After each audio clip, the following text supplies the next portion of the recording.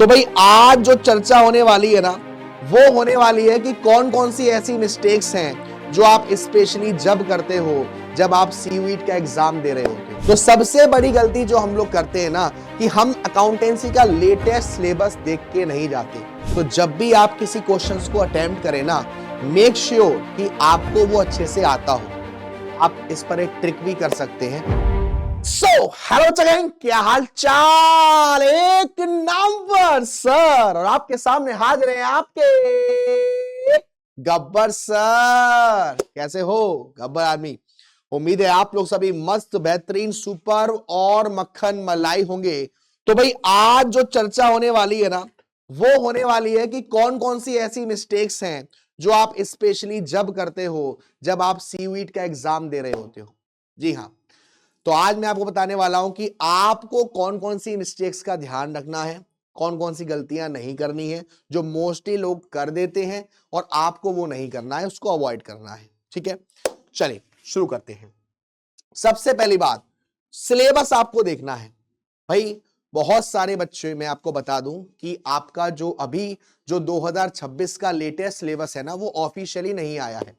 But अगर domain subject की बात करूं, मेन सब्जेक्ट की बात करूं, जैसे मैं अकाउंटेंसी की बात करूं, तो अकाउंटेंसी में पिछली साल ऐसा हुआ था कि जो भी एक्स्ट्रा चैप्टर्स थे, जैसे कि रिडेम्पशन ऑफ डिबेंचर जो चैप्टर है, जैसे कि एनपीओ नॉट फॉर प्रॉफिट जो आपका चैप्टर था, उसे हटा दिया गया था। लेकिन अब वो परमानेंटली हट गया है, यानी कि इस बार भी नहीं आएगा या आएगा, इस पर अभी कोई अपडेट नहीं है।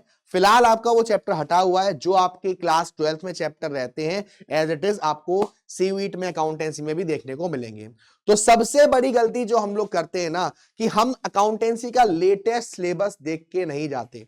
हमें जो पहले से मालूम होता है, पहले जो भैया ने बहन ने या जहां से हमने देख लिया, हम उसी को कैरी करते हैं। ये गलती आपको नहीं करनी है। अपने सिलेबस को प्रॉपर चेक करना है कि कौन कौन से सब्जेक्ट है और उनमें क्या क्या कोर्स है, क्या क्या सिलेबस है। दूसरी चीज, नेगेटिव मार्किंग। आपको मालूम है कि आपके सीयूईटी के एग्जाम में नेगेटिव मार्किंग होती है। तो जब भी आप किसी क्वेश्चंस को अटेम्प्ट करें ना, मेक श्योर कि आपको वो अच्छे से आता हो। आप इस पर एक ट्रिक भी कर सकते हैं। कभी कभी हम क्या करते हैं कि सपोज 2 सही जवाब पर या 3 सही जवाब पर कुछ गलत जवाब लेने का रिस्क ले लेते हैं कि यार इनको टिक कर दे रहे हैं, गलत होगा तो इसमें से चला जाएगा। बट ऐसा नहीं करना कि आप आंख बंद करके ए, आंख बंद करके बी, आंख बंद करके सी, आंख बंद करके डी, ऐसे नहीं करना। ध्यान रखना है कि आपके सीयूईटी के एग्जाम में नेगेटिव मार्किंग भी होती है, तो इस बात का विशेष ध्यान रखना है, उसको आप इग्नोर मत करिएगा। लगते छोटे से ही है, लेकिन धीरे धीरे धीरे धीरे करके पहाड़ जैसा खड़ा हो जाता है। Third, domain subject. भैया जो आपके मेन सब्जेक्ट होते हैं, आपके अकाउंटेंसी, आपके बिजनेस स्टडी, आपके इकोनॉमिक्स, मेक श्योर कि आप इनको अच्छे से कंप्लीट करके जाएं।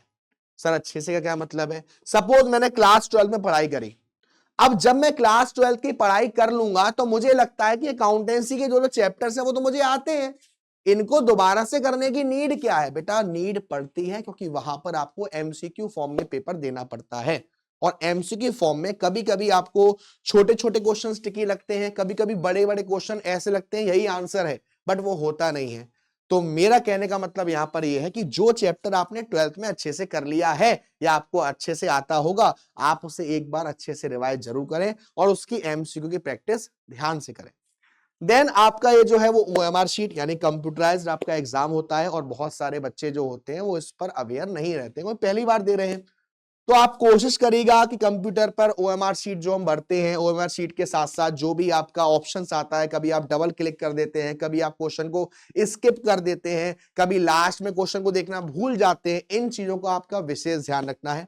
एक लास्ट बात जो बहुत जरूरी है बेटा, वो जरूरी है कि जो भी आपके लैंग्वेज सब्जेक्ट होते हैं, जैसे कि इंग्लिश मान लो, हम क्या सोच के चलते हैं कि इसको बिल्कुल लास्ट से पढ़ेंगे। बहुत सारे बच्चे ऐसे भी होते हैं जिनके ये जो कॉमन सब्जेक्ट्स होते हैं, जो लैंग्वेज सब्जेक्ट होते हैं, वो थोड़े से वीक होते हैं, क्योंकि इनमें कुछ बेसिक चीजें भी आपको देखने को मिलती हैं। तो मेरा राय आपके लिए यही रहेगा कि बेटा ये जो सब्जेक्ट है, आपका लैंग्वेज सब्जेक्ट है, साथ साथ डेली हाफ आवर, 1 घंटा, जितना भी आप निकाल पा रहे हो, मैं ये नहीं कह रहा कि आप इस पर पूरा फोकस करो, बट जितना भी आप निकाल पा रहे हो डेली डेली उसकी प्रैक्टिस करना, क्योंकि एकदम से उस पॉइंट पर करोगे तो इसमें भी आपको बहुत ज्यादा दिक्कत आती है। तो बेटा ये कुछ बातें हैं जो आपको सीयूईटी के एग्जाम में क्या करना है, क्या नहीं करना है, क्या आपके लिए सही रहेगा, क्या आपके लिए सही नहीं रहेगा, ये बताता है।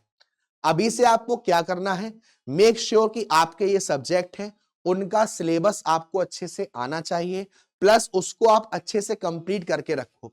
फॉर एग्जाम्पल, आप कोई भी चैप्टर पढ़ रहे हो तो दो फॉर्म में पढ़ लो, सब्जेक्टिव फॉर्म में जो आपके क्लास 12 के एग्जाम में काम आएगा, और उसके बहुत सारे ऑब्जेक्टिव जो आपके सीयूईटी के एग्जाम में काम आएगा। डेली आधा एक घंटा टाइम निकालो डेली इंग्लिश के लिए, जहां पर आप इंग्लिश को अच्छे से टाइम दो। अपना सिलेबस आपको प्रॉपर होना चाहिए, मोस्टली एमसीक्यूज आपको करने हैं, PYQ very very very important.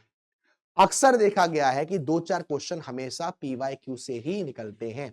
तो बेटा जो भी आपके लास्ट ईयर्स एग्जाम्स है ना, उनके पीवाईक्यू को भी आप अच्छे से प्रैक्टिस करना, और मैं उम्मीद करूंगा, मैं आपको विश करूंगा कि आप जिस भी कॉलेज का ड्रीम लेके बैठे हुए हैं, आप उस कॉलेज में जरूर जरूर पहुंचे।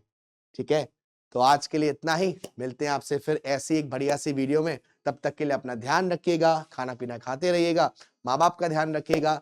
Tata, bye bye, see you. Gabbar sir, Gabbar army, #रौला ऑन द टॉप।